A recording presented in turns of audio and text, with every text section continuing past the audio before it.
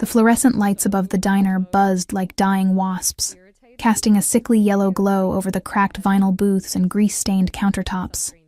My feet screamed inside my worn sneakers, the same pair I'd been wearing for 8 months now, held together with duct tape and sheer willpower.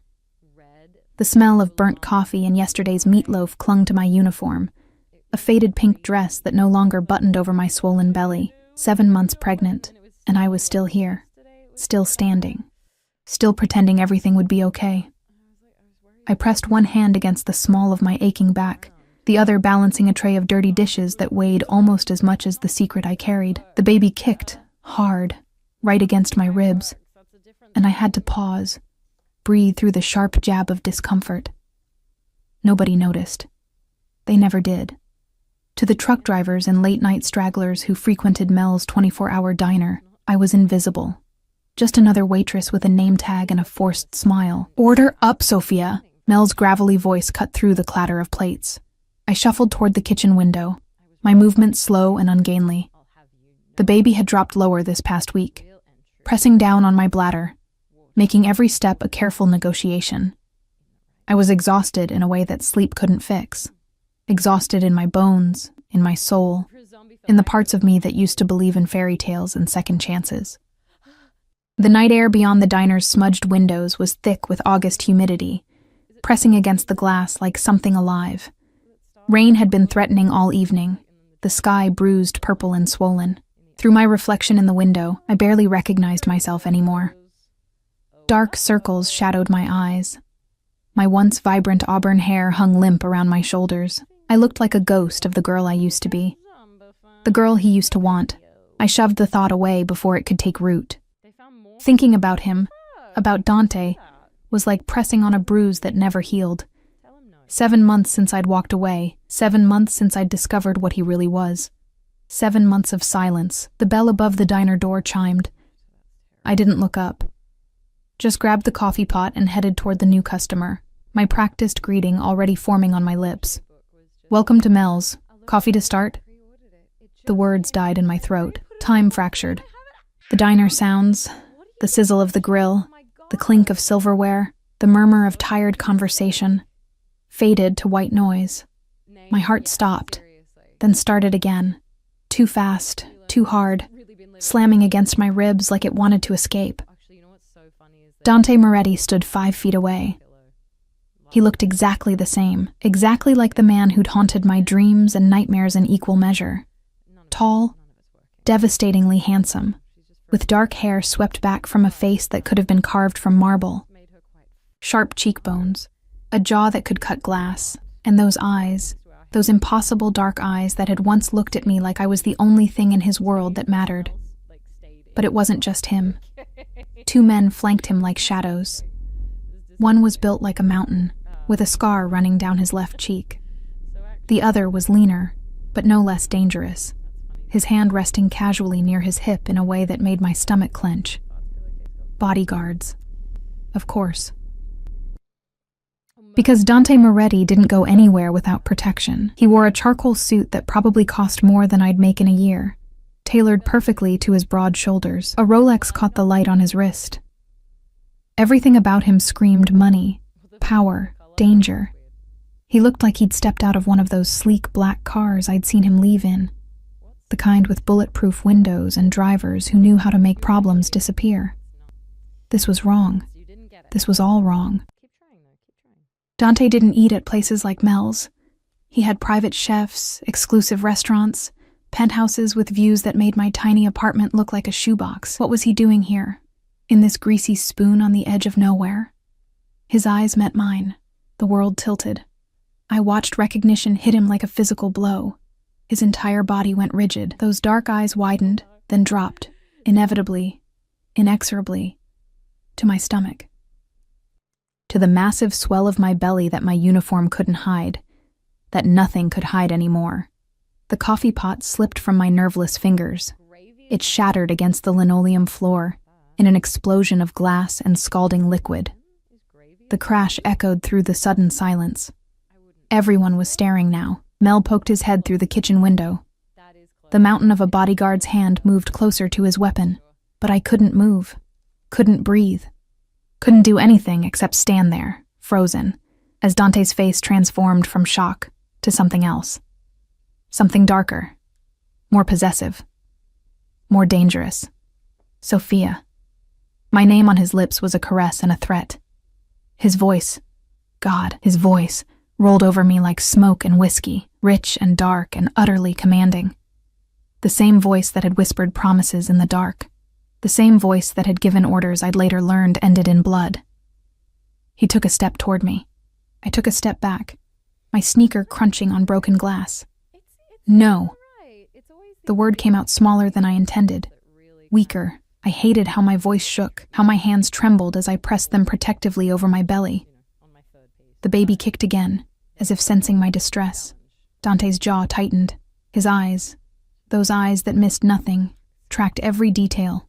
The faded uniform, the duct-taped shoes, the way I stood slightly hunched, favoring my left side where my back ached the worst. The dark circles. The exhaustion I couldn't hide. Something flickered across his face.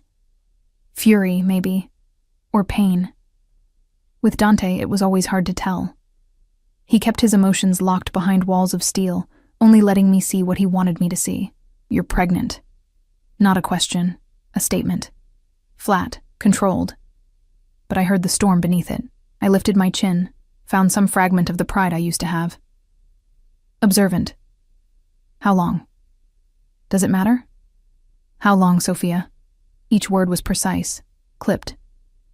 The tone he used when giving orders to his men, the tone that made hardened criminals flinch.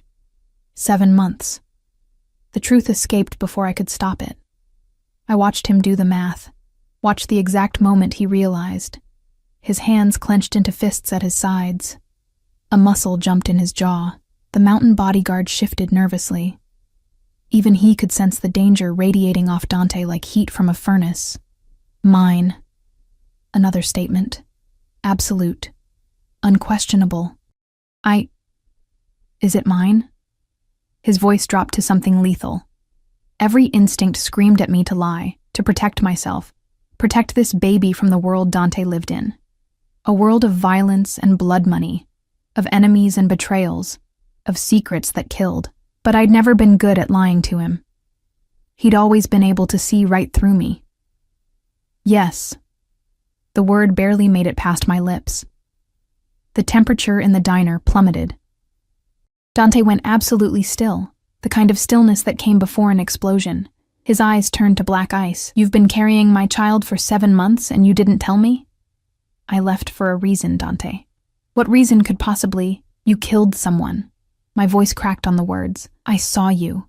I saw what you did to Marco. Marco. His former associate. The man who'd stolen from him, betrayed him. I'd walked into Dante's warehouse looking for him, wanting to surprise him with the news that I was pregnant. Instead, I'd found him standing over Marco's broken body, blood on his knuckles, death in his eyes. I'd run. Packed a bag and disappeared into the night, taking nothing but the clothes on my back and the baby growing inside me. I'd thought I'd been careful, thought I'd covered my tracks, but Dante Moretti didn't let go of what belonged to him. And I had just confirmed that this baby, his baby, belonged to him too. We need to talk. He took another step closer. We have nothing to talk about. I bent down, wincing at the pull in my lower back, and started picking up the larger pieces of broken glass. My hands shook so badly the shards rattled against each other. Sophia, you need to leave. I didn't look at him. Couldn't. If I looked at him, I'd remember. I'd remember what it felt like to be loved by Dante Moretti, to be cherished, protected, worshipped, before I'd learned the price of that protection. I'm not leaving without you. The certainty in his voice made my blood run cold. This was why I'd run. This absolute conviction that he owned me, that I was his to command, his to keep. Dante didn't ask. He took. He claimed. He possessed. Mel appeared with a mop and dustpan. Everything okay here, Sophia? I opened my mouth to say no, to ask him to call the police. But what would I say? That my ex-boyfriend was a mafia boss? That I was carrying his baby? That I'd witnessed a murder? Dante's eyes never left mine. We're fine. My fiancé just had a little accident. I'm here to take her home. Fiancé? The word burst out of me. We have a lot to discuss. His tone was steel wrapped in silk. Then, to Mel, I'll pay for the damages, and for her time. She won't be coming back. Now wait just a minute, Mel started. The lean bodyguard pulled out a wallet, Dante's wallet, and counted out several $100 bills. More money than I made in a month. He placed them on the counter with the kind of finality that ended arguments. Mel looked at the money, looked at me, looked at Dante's cold, implacable expression. Well, if that's what the lady wants? It's not, I said desperately. Dante, you can't just what? He moved closer, until I could smell him. Expensive cologne, leather. Something darker underneath, gunpowder maybe. Danger. Can't take care of my pregnant girlfriend? Can't ensure my child is safe? Can't protect what's mine? I'm not yours anymore. His hand came up, and I flinched before I could stop myself. But he didn't touch me. Just hovered there, his fingers inches from my face, trembling with restraint. You were always mine, cara mia. You just forgot for a while, but you're carrying my baby, my heir. Do you really think I'm going to let you waste away in this shithole, working yourself to death? The worst part was the concern in his voice. Real, genuine concern. Dante had always been able to do that. Make his obsession sound like love. Make his possessions sound like protection. I can take care of myself. His eyes raked over me again, taking in every detail of my exhaustion, clearly. The word cut deeper than any knife. Because he was right. I was barely surviving. Working double shifts, living in a room above a laundromat, eating ramen for dinner. The baby deserved better. I deserved better. But better didn't come from a man whose hands were stained with blood. Dante, please. I hated the plea in my voice. Just go. Not without you. He pulled out his phone, typed something quickly. My car will be here in 2 minutes. You can walk out with me now, with dignity, or I can carry you out. Your choice, Sophia, but either way, you're coming home with me. And this is kidnapping. This is protecting my family. His voice dropped to something almost tender. Almost. You can hate me tomorrow. Tonight you need rest, food, medical care. Look at yourself. When was the last time you slept? Really slept? Tears burned behind my eyes. I was so tired. So unbearably, impossibly tired. And the baby was kicking again, a fluttering reminder of the life I was responsible for. The life that deserved more than I could give. One night, I heard myself say, I'll come with you for one night. Get some rest. Then we talk about this like adults. The smile that curved Dante's lips was pure victory. He knew, just as well as I did, that one night would turn into 2, then 3, then forever, because Dante Moretti never let go. The diner door opened, and another man entered, older, silver-haired, wearing a suit nearly as expensive as Dante's.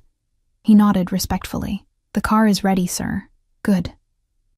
Dante's hand finally made contact, settling possessively on the small of my aching back. The touch sent electricity racing up my spine, and I hated my body for remembering, for wanting. Let's go home, amore mio. I let him guide me toward the door, past the staring customers, past Mel's confused expression. The night air hit me like a wall when we stepped outside, thick and heavy with the promise of rain.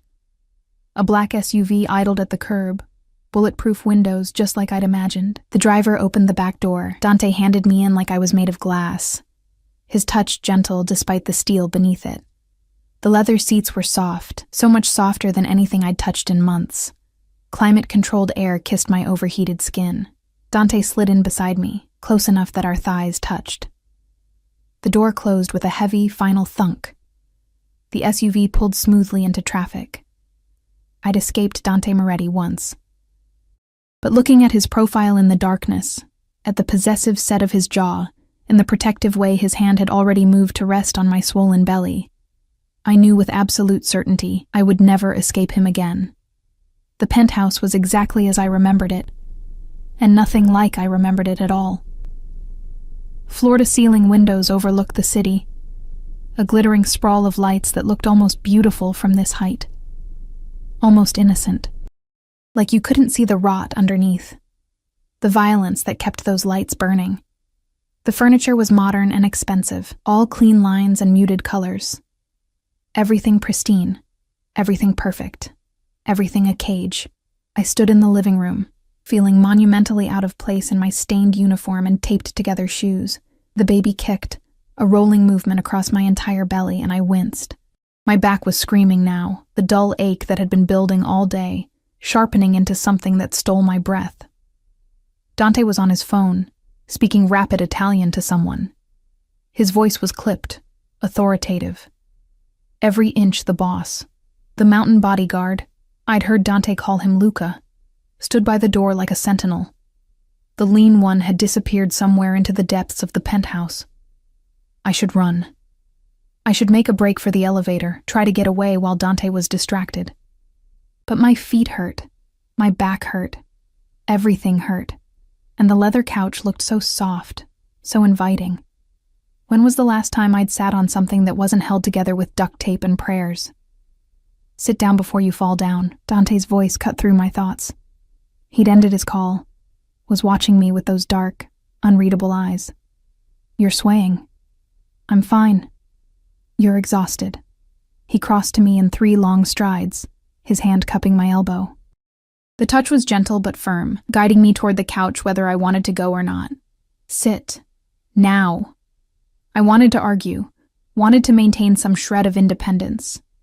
But my knees buckled the moment I tried to lower myself onto the cushions, and suddenly Dante's hands were on my waist, supporting me, easing me down with a care that made my throat tight. When did you last eat? He demanded. I had breakfast. It's past midnight. Try again. I looked away. The truth was, I'd had half a stale bagel around noon. Money was tight. Food was expensive. I'd been saving every penny for when the baby came, for diapers and formula and all the things I'd need. Dante's jaw clenched. Cristo, you're starving yourself. I'm managing. You're 7 months pregnant and working night shifts at a diner. That's not managing, Sophia. That's... He bit off whatever he was going to say, visibly controlling himself. Luca, have Maria prepare something. Soup, pasta, something easy on the stomach. And get Dr. Russo on the phone. Tell him I need him here within the hour. I don't need a doctor, I protested. You haven't had prenatal care in 7 months. I've been to a clinic. The free one on... A free clinic? His voice dropped to something dangerous. You've been taking my child to a free clinic? Your child? The words came out sharper than I intended. You didn't even know about this baby until 2 hours ago. You don't get to waltz back into my life and start making demands. I have every right. You have no rights. I struggled to my feet, ignoring the way my vision swam. I left because of what you are, Dante. What you do. I won't raise a child in that world. He moved closer, crowding into my space, not touching, but close enough that I could feel the heat radiating off him. Close enough that I had to tilt my head back to meet his eyes. What world is that exactly? The world where you have a roof over your head, food in your stomach, medical care, protection. The world where people die, Dante, where you kill them with your bare hands. Something flickered in his expression. Pain, maybe, or regret. But it was gone too quickly to be sure. Marco betrayed the family. He knew the consequences. He was a person, a human being. He was a traitor who would have gotten us all killed. Dante's hand came up, cupping my face with a gentleness that contradicted the steel in his voice. You think I wanted you to see that? You think I wanted you anywhere near that part of my life? I kept you separate for a reason. Kept me ignorant, you mean. Kept you safe. His thumb brushed across my cheekbone, and I hated the way I leaned into the touch. 7 months hadn't been long enough to forget how good his hands felt on my skin. Do you have any idea what would have happened if my enemies knew about you? If they'd discovered you were pregnant? Ice slid down my spine. I hadn't thought about that. Hadn't considered that running might have put the baby in more danger, not less. Exactly. He read my expression like a book. You disappeared without a word. No protection. No security. Nothing. Do you know how many sleepless nights I've had, wondering if you were alive or dead? If someone had found you and used you to get to me? You didn't try to find me. His laugh was bitter. I had every resource at my disposal looking for you, every contact, every favor owed. You're good at hiding, cara mia, better than I gave you credit for, but not good enough. Not anymore. The implication hung in the air between us. He'd found me now, and he wasn't letting go. A woman appeared from the kitchen, Maria, I assumed. She was in her 50s, with kind eyes and silver-streaked hair pulled back in a neat bun. She carried a tray laden with food, steaming minestrone, fresh bread, a glass of milk. "For the signora," she said, setting the tray on the coffee table. Her eyes softened when they landed on my belly. "You need to eat, dear. For the bambino." The smell of the soup made my stomach clench with sudden, overwhelming hunger. When was the last time I'd had a real meal? Something hot and homemade and not from a microwave. Dante guided me back to the couch, his hand firm on my lower back. "Eat. We'll talk after." I wanted to refuse, wanted to maintain my pride, my independence, but the baby was doing gymnastics in my belly, and my hands were trembling as I reached for the spoon. The first taste was heaven, rich and savory, with vegetables and pasta and probably more calories than I'd consumed in a week. I tried to eat slowly, tried to maintain some dignity, but I was so hungry, so desperately hungry, that I found myself devouring it like a starving animal. Dante watched me with an expression I couldn't quite read.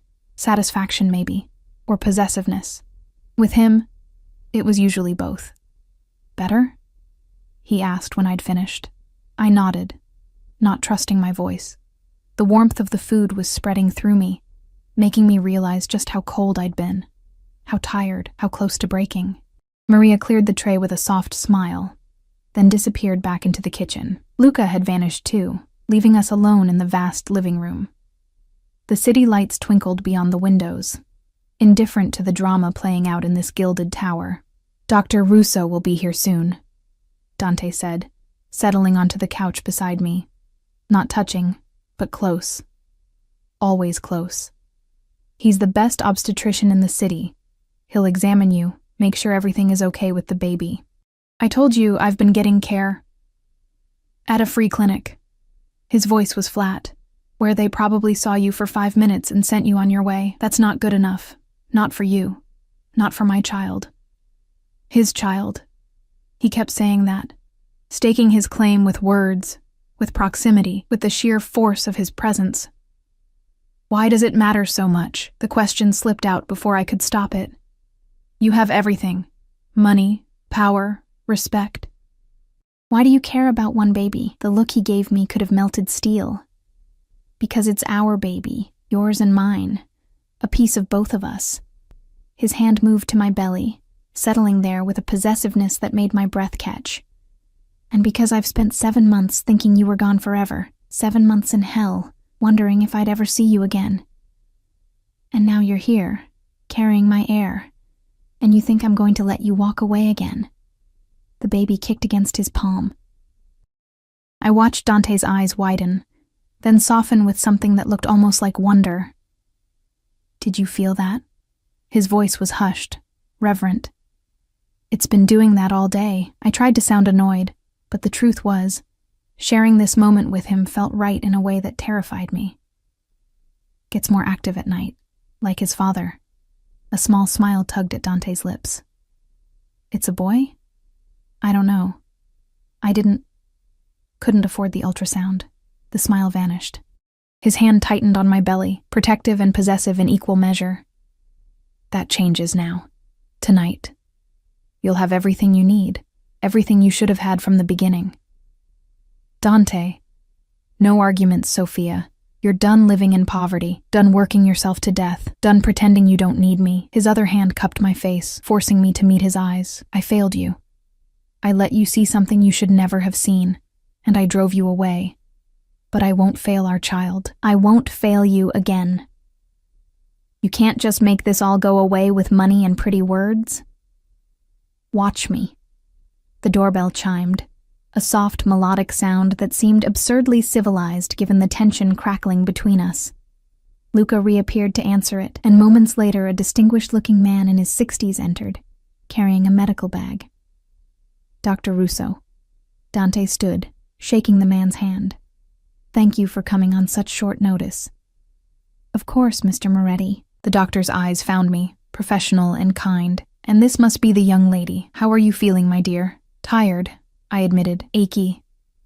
Perfectly normal at 7 months. But let's have a look, shall we? Mr. Moretti, if you could give us some privacy. No. Dante's voice was absolute. I stay. Dr. Russo glanced at me, questioning. I should have said yes. Should have used this opportunity to speak privately with the doctor, but part of me, the traitorous, exhausted part that remembered what it was like to be loved by Dante Moretti, wanted him there. It's fine, I heard myself say. The examination was thorough. Dr. Russo checked my blood pressure, listened to the baby's heartbeat, measured my belly. His frown deepened as he worked. Your blood pressure is elevated, he said finally. Not dangerously so, but higher than I'd like, and you're underweight for this stage of pregnancy. Have you been experiencing any swelling in your hands or feet? Some, I admitted, especially after long shifts. Long shifts? His eyebrows rose. What kind of work have you been doing? She's a waitress, Dante said, his voice tight. Was a waitress. That's over now. Dr. Russo nodded slowly. I'm going to recommend bed rest for the remainder of your pregnancy. Light activity only. No stress, no physical labor. And you need to gain weight. At least 10 pounds before delivery. Bed rest? Panic fluttered in my chest. I can't afford. Money is not an issue, Dante interrupted. Whatever she needs, whatever the baby needs, cost is irrelevant. The doctor pulled out a prescription pad, scribbling notes, prenatal vitamins, high quality, not the generic kind. Iron supplements. I want to see you twice a week for monitoring. And I'm going to schedule an ultrasound for tomorrow morning at my office. We need to check on the baby's development, make sure everything is progressing normally. Tomorrow morning. As if I was staying here, as if I'd already surrendered. But where else could I go? Back to my room above the laundromat? Back to working double shifts while my blood pressure climbed and the baby suffered? Dr. Russo packed up his bag, gave Dante a long look laden with meaning, then left with promises to return in a few days. Luca showed him out, leaving Dante and me alone again in the too-quiet penthouse. You need rest, Dante said. Come, I'll show you to your room. My room? Did you think I'd make you share mine? Something flashed in his eyes. Hurt, maybe. I know you're not ready for that. Not yet. But you're staying here, Sophia, in comfort, in safety, where I can make sure you and the baby are taken care of. He helped me to my feet, his hand steady on my elbow. We walked down a hallway lined with expensive art, past closed doors that probably led to rooms I'd never see. He stopped at the last door, pushed it open. The bedroom was gorgeous, enormous bed with crisp white linens, windows overlooking the city, a door that I assumed led to a private bathroom. Everything clean and beautiful, and utterly foreign to the life I'd been living. There are clothes in the closet, Dante said. I had Maria purchase some things when I saw you were pregnant. Maternity clothes, comfortable, everything in your size. I stared at him. You bought me maternity clothes, tonight? I made a call. Money talks. He moved to the dresser, pulling out soft-looking pajamas. These should fit. The bathroom is through there, fully stocked with anything you might need. Towels, toiletries, everything. The implications of his words settled over me like a heavy blanket. You were planning this, before you even found me. You were going to bring me here. I've been looking for you for 7 months, cara mia. Of course I was planning for when I found you. He set the pajamas on the bed, then turned to face me fully. This is where you belong, with me. Safe. Protected. Trapped. Cherished. He closed the distance between us, his hands framing my face with a tenderness that made my eyes burn. I know you're scared. I know you hate what I am, what I do. But I love you, Sophia. I've loved you from the moment you walked into my life. And I will burn this entire city down before I let anything happen to you or our child. That's not love, Dante. That's obsession. With you, amore mio, they're the same thing. He pressed his forehead to mine, and I could feel him trembling, actually trembling. Stay. Please. Just give me a chance to prove I can be what you need, what our baby needs.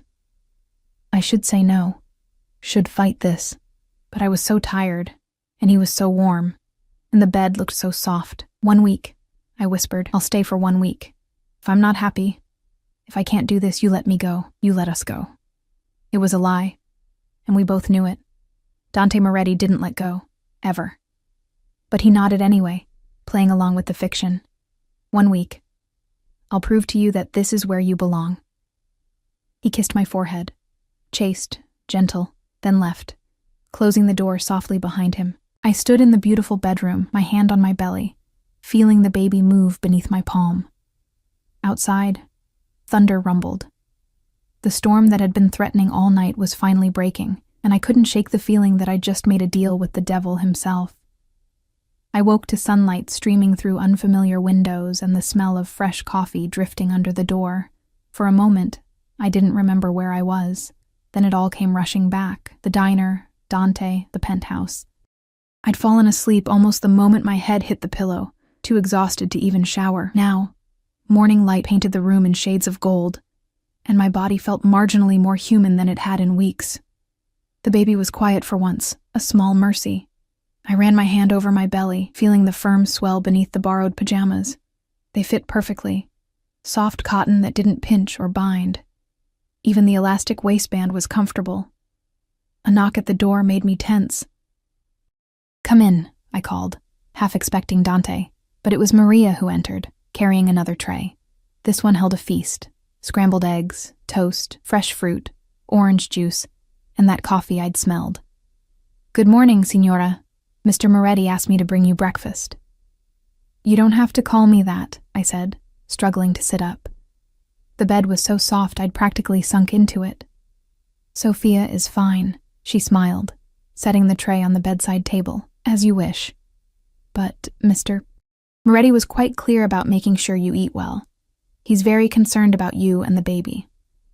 "Where is he?" "Taking calls in his office. He's been up since dawn." She moved to the windows, drawing back the curtains fully. The city sprawled below us, looking almost clean in the morning light. "He wanted me to tell you that your appointment with Dr. Russo is at 10 o'clock. The car will be ready whenever you are." The ultrasound. I'd almost forgotten. My hand moved protectively to my belly again. "Thank you, Maria." She paused at the door. "If I may say, Signo, Sophia, it's good you're here. I've worked for Mr. Moretti for 5 years. I've never seen him the way he was these past months. Like a man haunted. Whatever happened between you, he loves you very much." She left before I could respond. And I was glad. Because what could I say? That love from a man like Dante was a double-edged sword? That being cherished by someone capable of such violence terrified me? I ate slowly, savoring every bite. The eggs were perfectly cooked, the fruit fresh and sweet, real food, prepared with care. Not the cheap ramen and stale bagels I'd been surviving on. After breakfast, I finally allowed myself to explore the bathroom. It was larger than my entire apartment had been. All marble and gleaming fixtures. The shower had multiple heads and looked like something from a spa. Bottles of expensive shampoo and conditioner lined the shelves. Brands I'd only ever seen in magazines. I spent longer in the shower than necessary, letting the hot water ease the constant ache in my back. When I finally emerged, wrapped in a towel that was softer than anything I'd ever touched, I found the closet Maria had mentioned. It was full. Maternity dresses, soft sweaters, comfortable pants with elastic waistbands. Everything in my size, like Dante had said. I ran my fingers over the fabrics. Quality materials, expensive brands. Each piece probably cost more than I made in a week. I chose a simple navy dress that flowed over my belly without clinging, paired with comfortable flats. The mirror showed me a different woman than the one who'd worked at Mel's diner. Clean, rested, almost normal. Almost. Another knock. This time, when I called out, Dante entered. He'd changed since last night, dark slacks, a crisp white shirt with the sleeves rolled up. Casual for him, but still immaculately put together. His eyes swept over me, taking in the dress, the way I'd pulled my damp hair back. "You look better," he said. "Did you sleep?" "Like the dead." The words came out before I could think, and I winced at the unintended irony. His mouth tightened, but he didn't comment. "The car is ready. We should leave soon if we want to make the appointment." "Dante, about last night, We'll talk after. He moved closer, his hand settling on my lower back in a gesture that was becoming familiar, possessive, protective. Right now, I want to make sure my child is healthy. That's all that matters. His child, not our child. The distinction stung more than it should have. The drive to Dr. Russo's office was silent. Dante sat beside me in the back of the SUV, Luca driving, another bodyguard in the passenger seat. The city rolled past the tinted windows, people going about their normal lives, unaware of the dangerous man riding through their streets. Dante's hand found mine, threading our fingers together. I should have pulled away, should have maintained some distance, but his touch was warm, solid, and part of me, the part that remembered loving him, craved it. Dr. Russo's office was in an exclusive medical building, the kind with marble floors and original art on the walls. We were ushered past the waiting room into a private suite. No waiting, no forms to fill out, just immediate, personalized attention. Good morning. Dr. Russo greeted us with a warm smile. Ready to see your baby? My throat tightened. In 7 months, I'd never had a real ultrasound. The free clinic had used a portable device that gave me only the most basic information, that the baby was alive, that there was a heartbeat. But this was different. The exam room had state-of-the-art equipment. Dr. Russo had me lie back on the table, helped me position my dress to expose my belly. The gel was cold, making me gasp. Dante stood beside me, his hand finding mine again. I felt his tension, saw the way his jaw was clenched tight. Then, Dr. Russo pressed the wand to my belly, and the screen flickered to life, there. A tiny person, arms, legs, a head, moving, shifting, real in a way that made my heart clench. There's your baby, Russo said, his voice warm. Good, strong heartbeat. Let me take some measurements. I couldn't look away from the screen, from the miracle of this life I'd been carrying, feeling kick and roll, but never truly seeing until now. Would you like to know the sex? Dr. Russo asked. I glanced at Dante. His eyes were fixed on the screen, and there was something in his expression I'd never seen before. Awe, wonder, fear. Yes, he said, his voice rough. Please. Dr. Russo moved the wand, angling it carefully. Congratulations. You're having a son. A son. A boy. I was going to have Dante's son. I felt Dante's hand tighten on mine, saw him swallow hard. A son, he repeated like he couldn't quite believe it. Everything looks good, Dr. Russo continued, taking measurements, checking various angles. Baby is measuring right on track. Heart, lungs, kidneys, all developing normally. Though I do want to keep monitoring your blood pressure, Sophia. And I want you to continue with the bed rest. No exceptions. I understand, I managed. The appointment continued. More measurements, more instructions, prescriptions for vitamins and supplements. Dr. Russo printed out several ultrasound images, handed them to Dante, who studied them like they held the secrets of the universe. When we finally left, stepping back into the sunshine, Dante was quieter than I'd ever seen him. He held the ultrasound images carefully, reverently, as Luca opened the car door.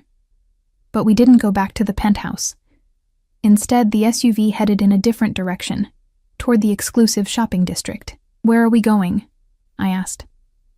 Shopping. Dante's voice was controlled, but I could hear the undercurrent of emotion beneath it. My son needs things. A nursery. Clothes.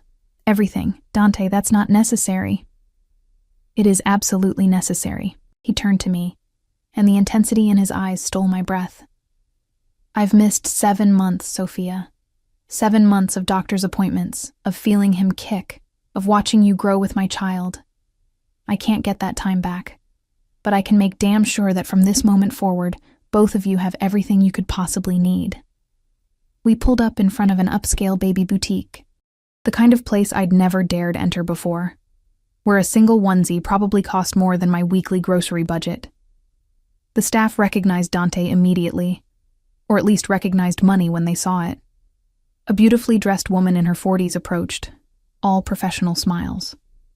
Mr. Moretti, welcome. How can we help you today? My partner is pregnant, 7 months. We need everything for a nursery, the best you have. Money is no object. The woman's eyes widened slightly. Then she was all business. Of course. Right this way. We have several premium collections. What followed was surreal. Dante moved through the store with focused intensity, pointing at furniture, cribs, changing tables. The staff scrambled to keep up, pulling items, making notes, discussing delivery options. "Dante, this is too much," I protested as he selected what had to be the 5th outfit in a row. "It's not enough." He held up a tiny blue onesie with sailboats on it, and something in his expression made my chest ache. "He deserves everything, Sophia. Everything I can give him. He needs love, not things. He'll have both." Dante set the onesie aside, turned to me. "Let me do this. Let me provide for my family. It's all I know how to do." The vulnerability in his voice undid me. This was the man I'd fallen in love with. The one beneath the violence and the danger. The one who could be gentle when he chose to be. "Okay," I whispered. But nothing too excessive. His smile was brief, wry. "Too late for that, amore mio." By the time we left, Dante had purchased enough to fill a small warehouse. The boutique promised delivery within 2 days, and Dante had paid extra to have professionals come to the penthouse to set up the nursery. We had lunch at a quiet restaurant, another place where Dante was clearly known, where we were given the best table in a private corner. He ordered for both of us, healthy options with extra protein, and watched to make sure I ate every bite.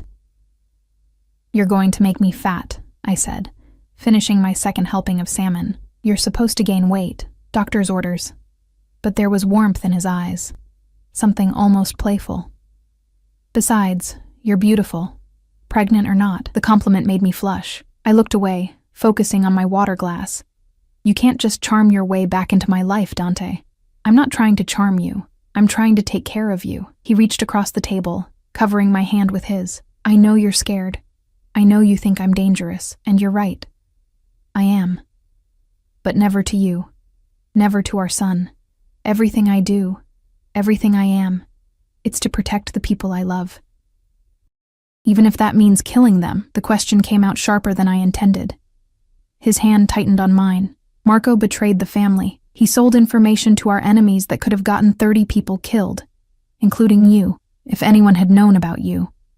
What would you have had me do, Sophia? Let him walk away. Let him put more lives at risk. There had to be another way. In my world, there isn't." His voice was flat, final. "I don't expect you to understand. I don't even want you to understand. But I need you to accept that this is who I am, what I am. And I will do whatever it takes to keep you and our son safe." The weight of his words settled over the table like a physical presence. This was the choice, then. Accept Dante completely, the good and the terrible, or walk away. Leave this life of safety and comfort and return to struggling alone. But was it even a choice anymore? Looking at his face, at the absolute certainty in his eyes, I knew he'd never let me go. 1 week, 1 month, 1 year. It didn't matter. Dante Moretti had decided I was his, and what Dante decided became reality. "I want to see where you work," I said suddenly. "The legitimate businesses, not the other things. But I want to understand what you do during the day." Surprise flickered across his face. "Why?" "Because if I'm going to stay, if I'm going to raise our son in this world, I need to know all of it. Not just the pretty parts you show me." He studied me for a long moment, then nodded slowly. "All right. This afternoon, I'll show you." We left the restaurant and drove to a high-rise office building in the financial district. Dante owned the top 3 floors. Legitimate import-export businesses, real estate holdings, investment firms. All perfectly legal, all generating massive profits. His office was impressive. More windows, more expensive furniture, a desk that probably cost more than a car. But what struck me was how natural he looked here, in a suit, making deals, reviewing contracts. This was the man the world saw, successful, powerful, legitimate. "Most of what I do is legal," he said, sitting on the edge of his desk while I settled into one of the leather chairs. My back was aching again, and he noticed immediately, his brow furrowing with concern. "The other aspects, they're necessary. protection, territory, making sure the people who work for me, who depend on me, stay safe. The Mafia, I said bluntly. La Familia, he corrected. Family. It's not what you see in movies, Sophia. It's about loyalty, honor, taking care of our own, and killing people who betray that loyalty.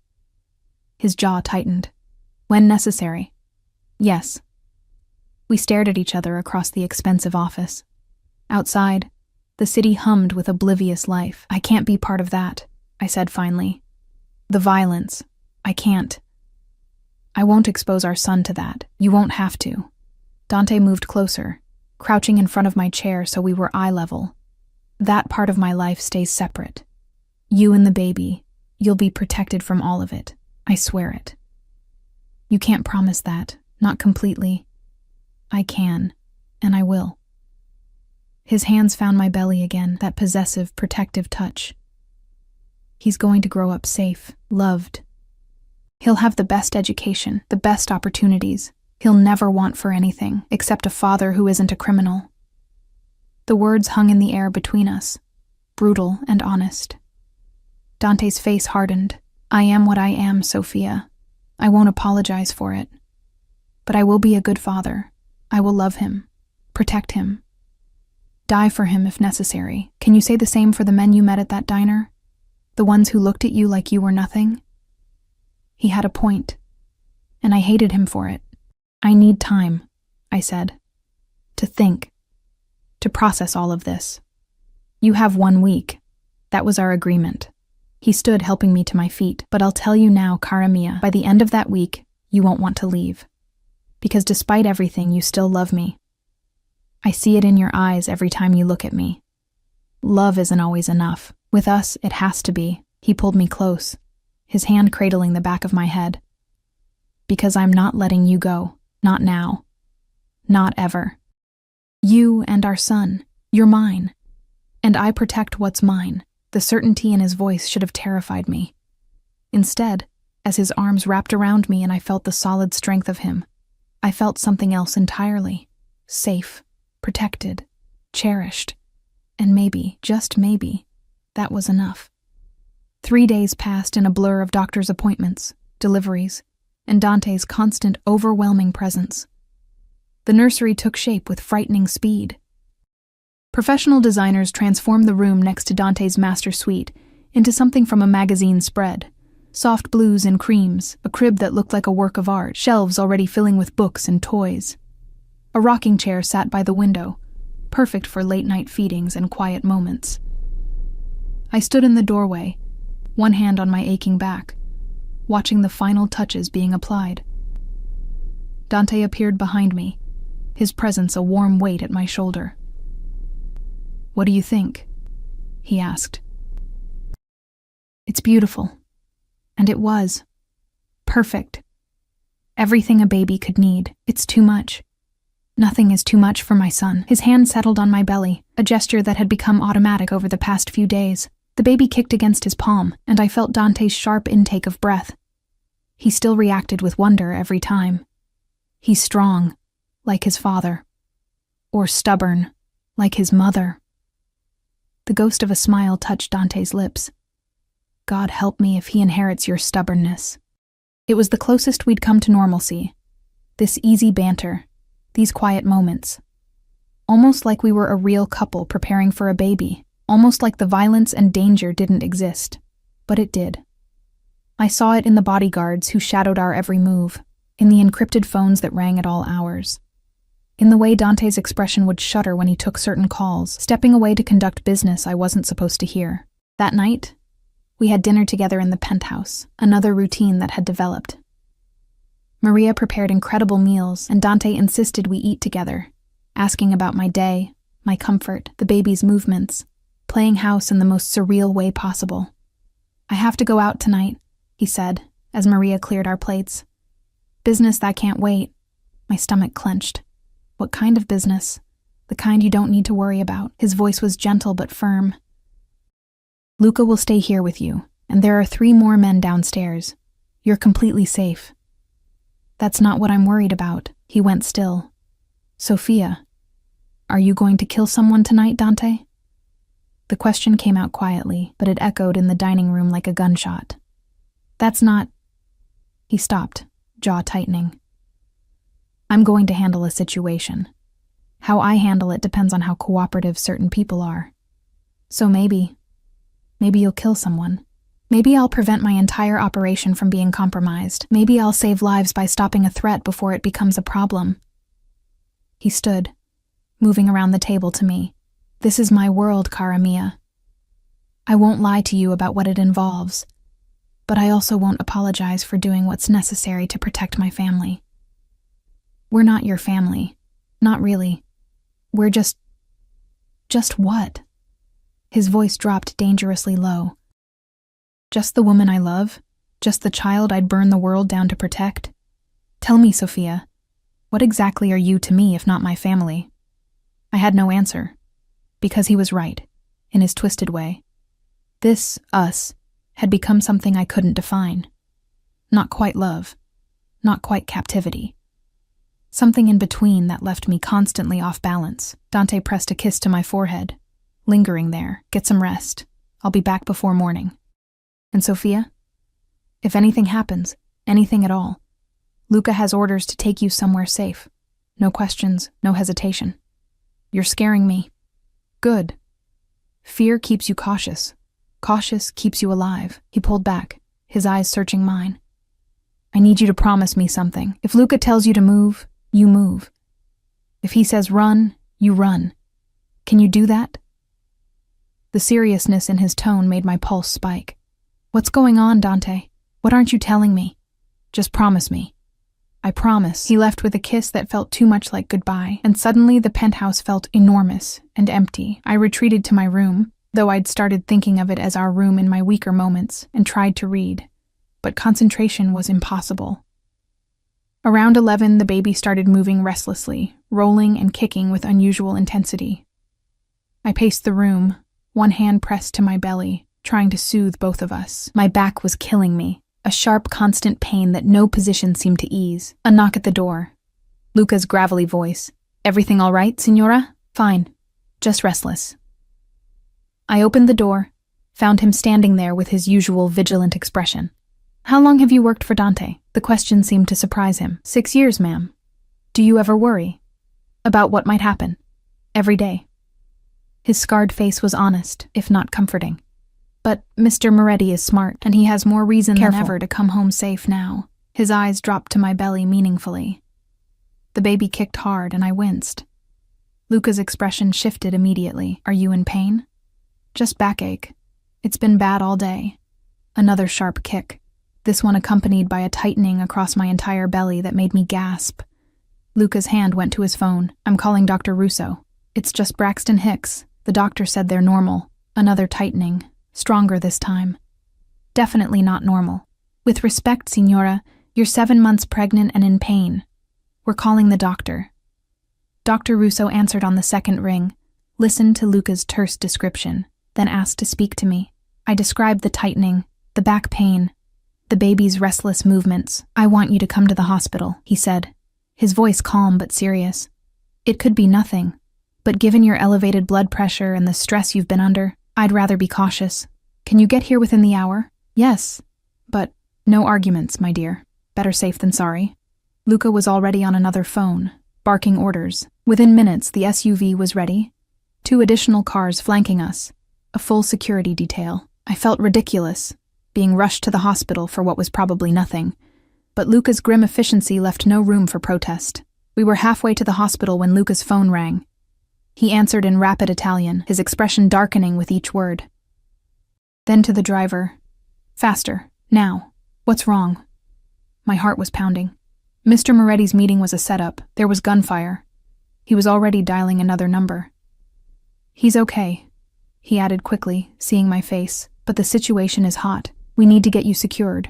Gunfire. Setup. The words swirled in my head as another contraction, because that's what they were, I realized with growing panic, tightened across my belly. We pulled up to the hospital's private entrance. Luca had me out of the car and inside before I could fully process what was happening. Dr. Russo was waiting, his face professionally calm, but I could see the concern in his eyes.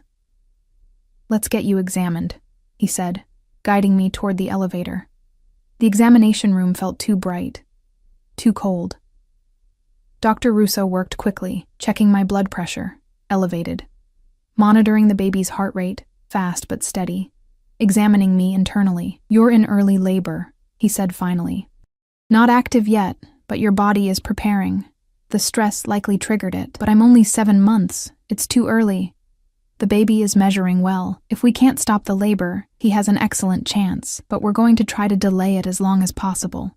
He was already calling for medication, for monitors. "I'm admitting you.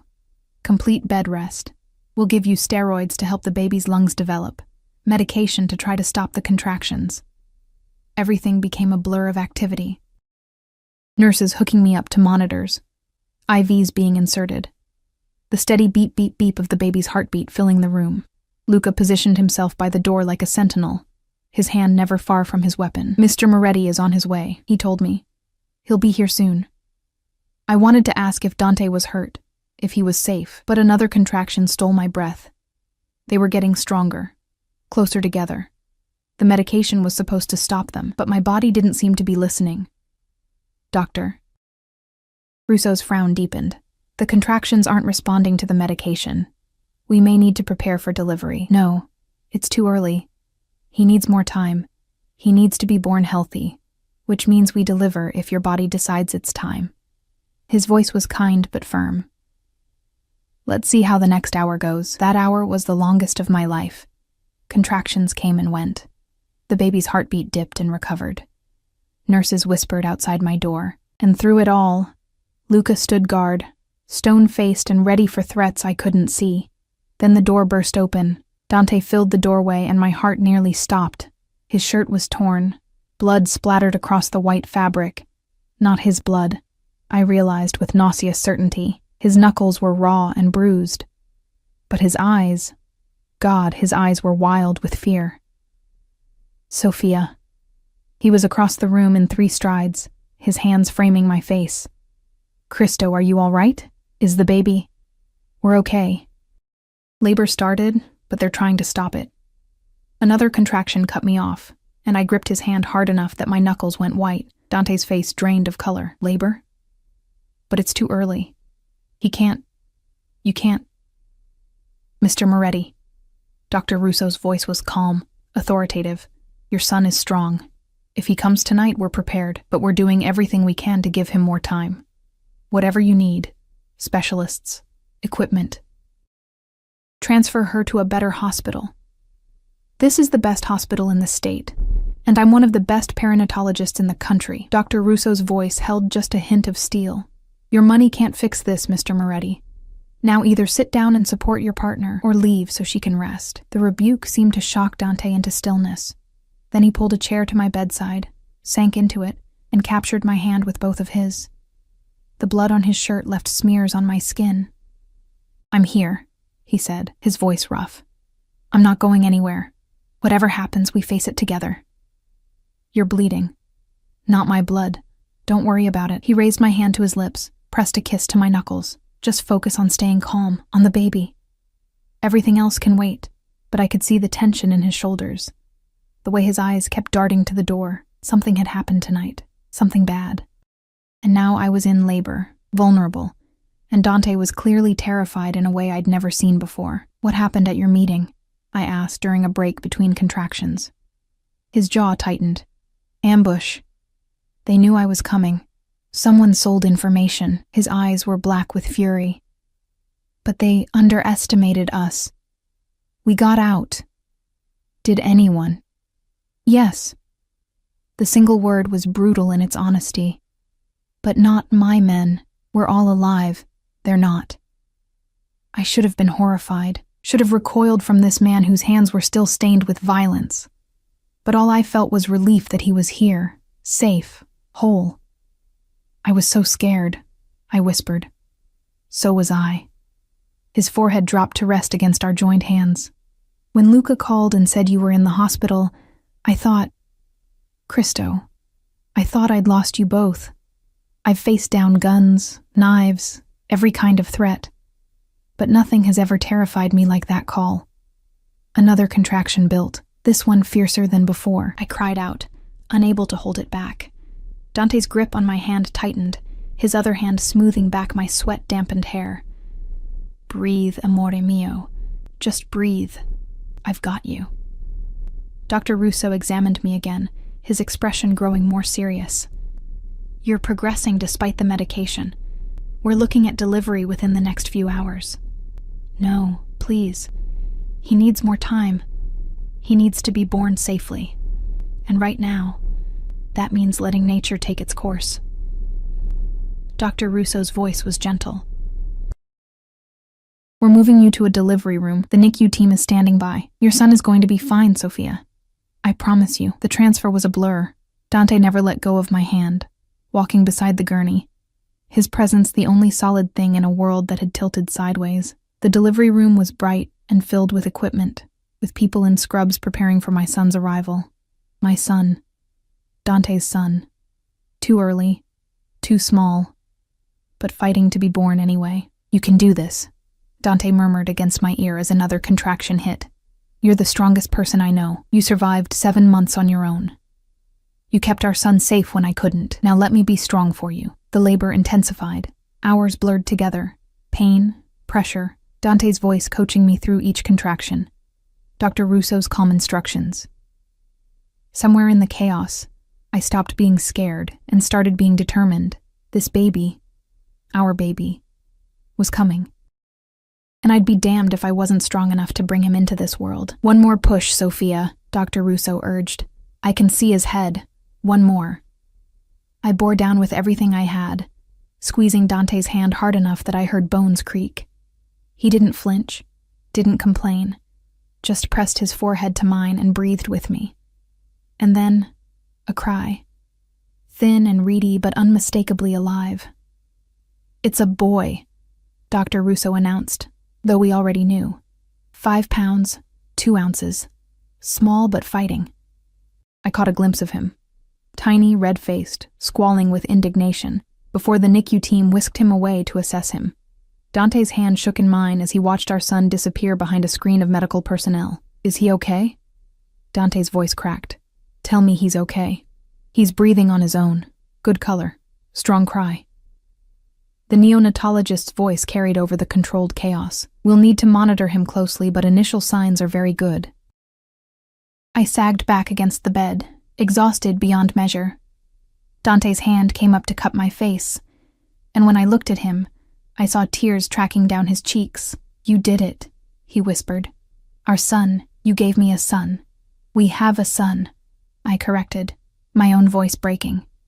He kissed me then, soft, reverent, filled with emotion too complex to name. When he pulled back, his eyes held a promise.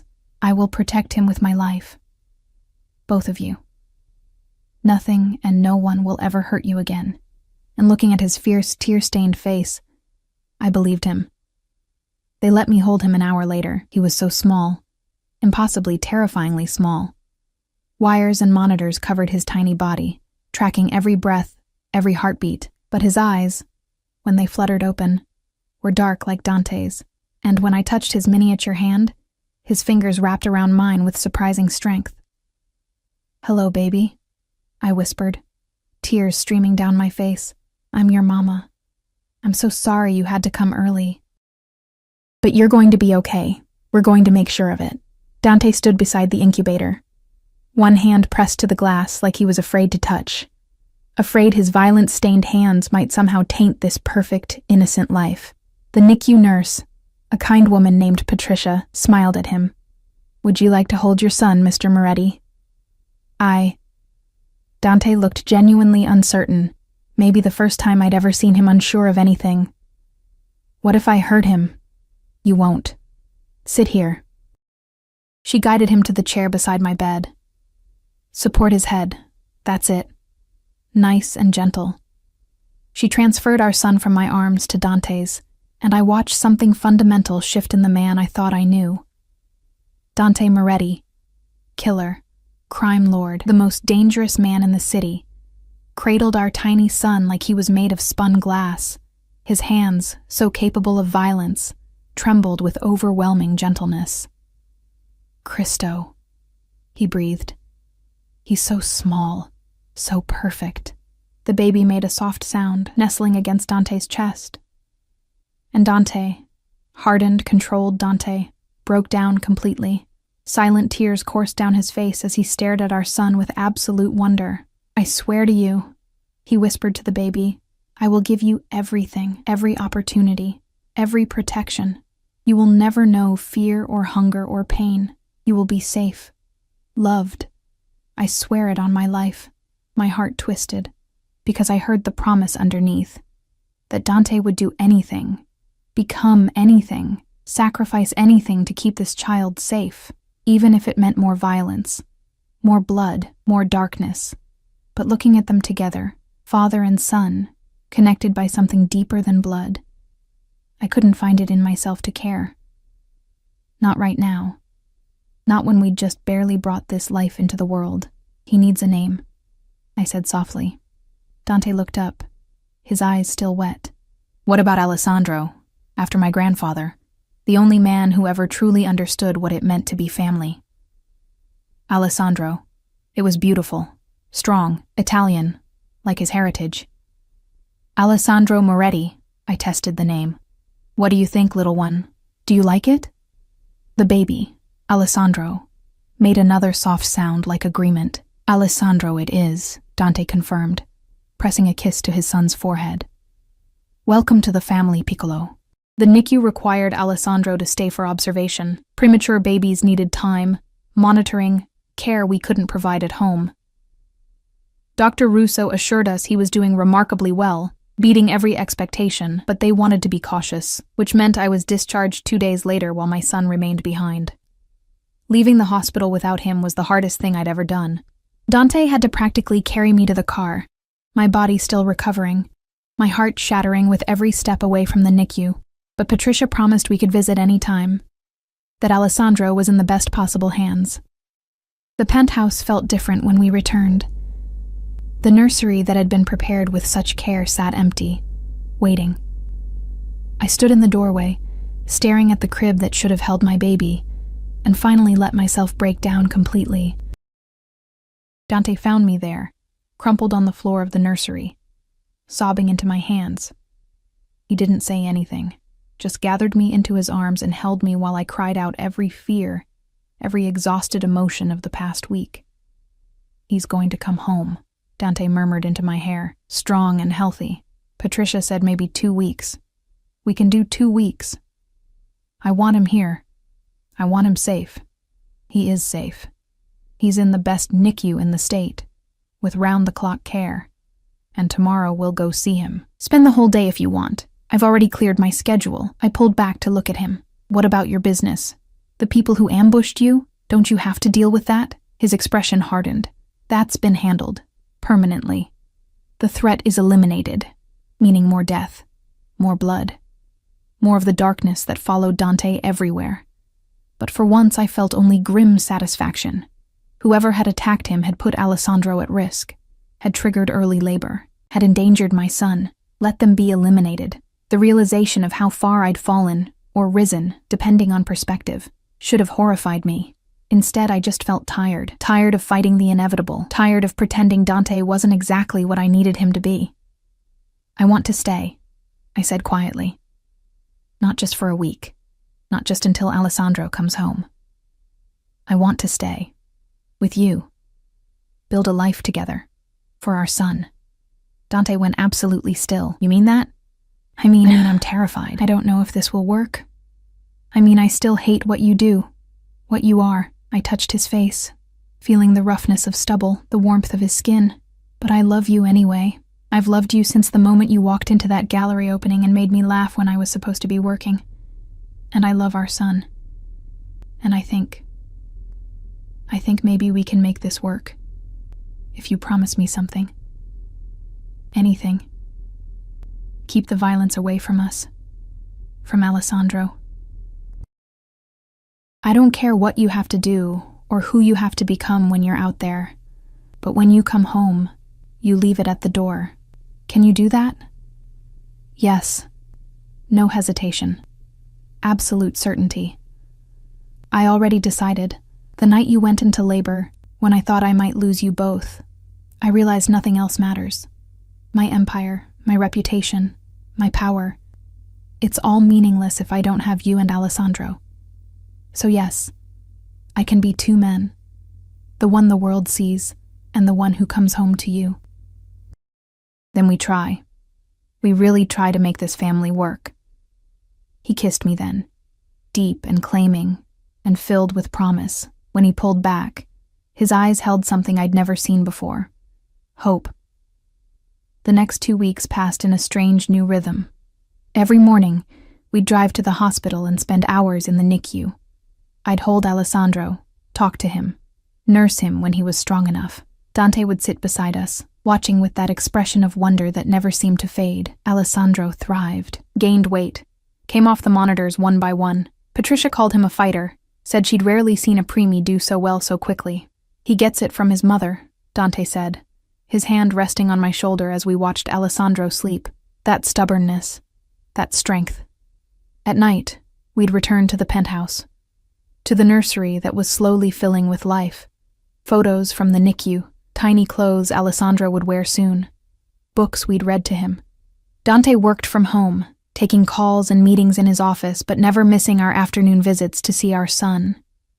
And slowly, carefully, we rebuilt what we'd once had. The easy conversation, the comfortable silences, the way Dante's hand would find mine without thinking, the way I'd lean into him instinctively, finding safety in his strength. We didn't share a bed, not yet. That felt too fast, too presumptuous. But some nights, when the empty nursery felt too quiet, I'd find Dante in his office, and he'd pull me onto his lap, and we'd just sit together in the darkness, talking about Alessandro, about our fears and hopes, about the future we were building. "I want to marry you," he said one night, his voice quiet against my hair. "When you're ready, when you're sure. I want you to be my wife, not just my partner. I want Alessandro to grow up seeing his parents committed to each other." "Ask me again in 6 months," I said. "When we've proven we can do this. When Alessandro is home, and we've found our rhythm as a family." 6 months, he agreed. "And then I'm putting a ring on your finger so big you won't be able to lift your hand." I laughed, and it felt good. Natural. Like maybe we really could make this work. Finally, Patricia called with the news we'd been waiting for. "Alessandro is ready to go home." We arrived at the hospital within the hour, both of us vibrating with excitement and terror. Patricia showed us how to properly install the car seat, how to support his head, what warning signs to watch for. Dr. Russo gave us final instructions, prescriptions, follow-up appointments. And then Alessandro was in my arms, freed from wires and monitors, dressed in the tiny outfit Dante had picked out, soft blue with white stars. He looked so much bigger than he had 2 weeks ago. So much stronger. The drive home was the slowest of my life. Dante drove with exaggerated care, taking corners like we were transporting explosives. Every time Alessandro made a sound, we both tensed, checking the mirror to make sure he was okay. When we finally pulled into the underground garage of the penthouse building, Dante turned to look at me, his eyes bright. "Ready to start our life? More than ready." Luca met us at the private elevator, a rare smile on his scarred face when he saw the baby. "Welcome home, young master," he said solemnly. The penthouse had been transformed, flowers everywhere, tasteful arrangements that filled the rooms with color and life. A banner over the nursery door reading, "Welcome home, Alessandro." Maria waiting with tears in her eyes and a feast prepared for celebration. But all I cared about was getting Alessandro settled. We placed him in his crib, finally in his own room, and stood there watching him sleep like he might disappear if we looked away. "I can't believe he's really here," I whispered. "Believe it." Dante's arm came around my waist, pulling me against his side. Our son, our family, our future. That night, after feeding Alessandro and settling him in his bassinet beside my bed, I wasn't ready to have him in another room yet. I finally let myself feel the full weight of what we'd built, this strange, complicated, imperfect family. Dante appeared in my doorway, hesitant. "Can I come in?" "Of course." He crossed to the bassinet, spending a long moment just watching Alessandro sleep. Then he turned to me, his expression vulnerable in a way I'd rarely seen. "Thank you," he said quietly, "for giving me this, for giving me him, for giving me a second chance I probably don't deserve. You deserve to be happy, Dante. Even you." He sat on the edge of my bed, close enough to touch, but not quite touching. "I know you said 6 months before we talk about marriage, but can I ask you something now?" "What?" "Move into my room. Not for that. Just to sleep. I want to wake up next to you. I want to be there when Alessandro wakes up at night. I want us to be a real family in every way." I should have said no, should have maintained boundaries, but looking at this man who'd turned his world upside down for us, who'd proven over and over that he could be gentle when it mattered, I couldn't find a reason to refuse. "Okay," I said, "we'll try it. But Dante, if this doesn't work, if we can't make this family thing work, it will work. Because failure isn't an option, not with you, not with him." He leaned forward, pressing his forehead to mine. "I love you, Sophia. I've loved you since that gallery opening. I loved you when you left. I loved you through 7 months of hell. And I'll love you for the rest of my life. That's not obsession. That's not possession. That's just truth. I love you too," I whispered. "Even when I shouldn't. Even when it's terrifying. I love you." He kissed me then. Soft, sweet, full of promise. And when he pulled back, his smile was the most genuine I'd ever seen. 3 months later, I woke to Alessandro's soft cries and found Dante already at the bassinet, which we'd moved into his bedroom along with me. "Our bedroom now. I've got him," Dante murmured, lifting our son with practiced ease. "Go back to sleep." But I watched instead as Dante settled into the rocking chair by the window, Alessandro cradled against his bare chest. He was humming softly, something Italian I didn't recognize, and our son's cries quieted almost immediately. This was my life now, mornings with Dante and Alessandro. Days spent building routines and finding our rhythm. Evenings when Dante would come home from whatever darkness he'd faced and transform back into the man who read bedtime stories in bad Italian accents and made our son giggle with silly faces. The violence still existed. I'd been naive to think it wouldn't. But Dante kept his promise. He left it at the door.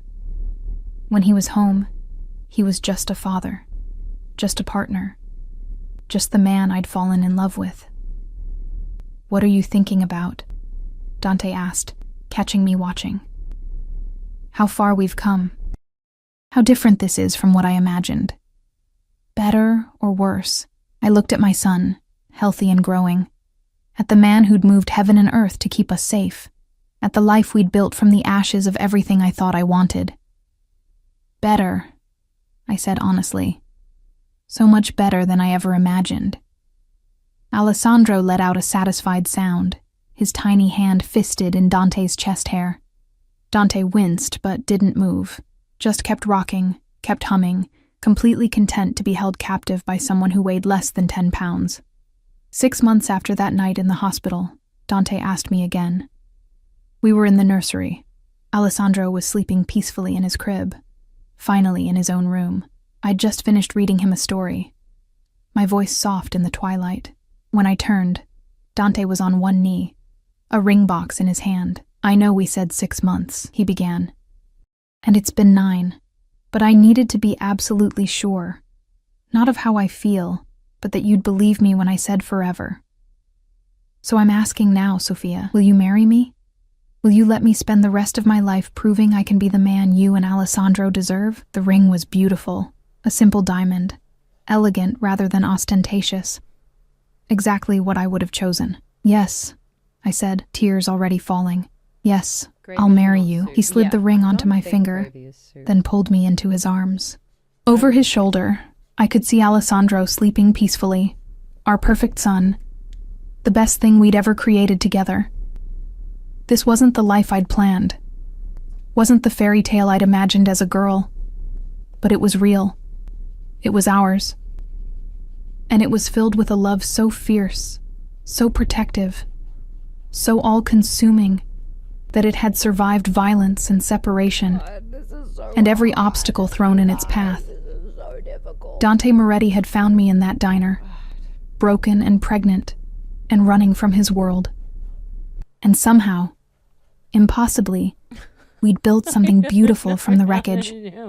Our son slept in his crib. My ring caught the light from the hallway. And in Dante's arms, I finally felt like I'd come home, not to a place, but to the people who made anywhere feel like home, my family.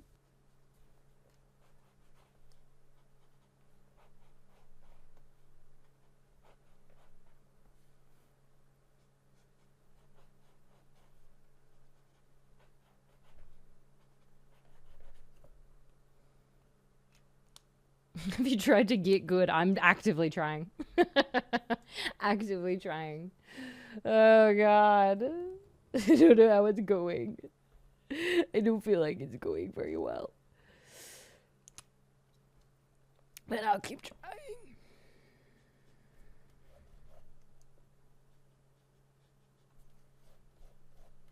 Maybe...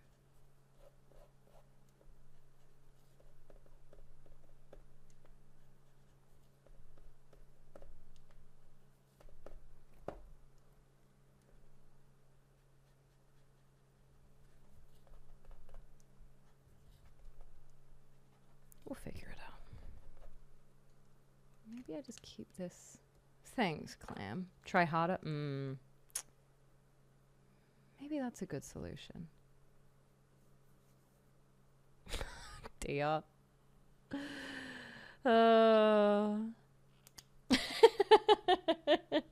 If you're anxious about the result, just remember, all of this is immortalized on the internet forever, for all to see. You know what? That's a great way to think about it. Thank you. Thanks, dude. I like that attitude.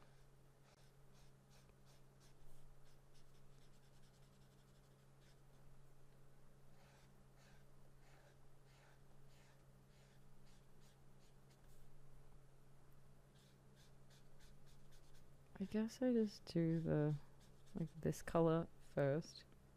Need some gumbo in your life? Hi, Frandon. That sounds good. Shrimp. Shrimp gumbo?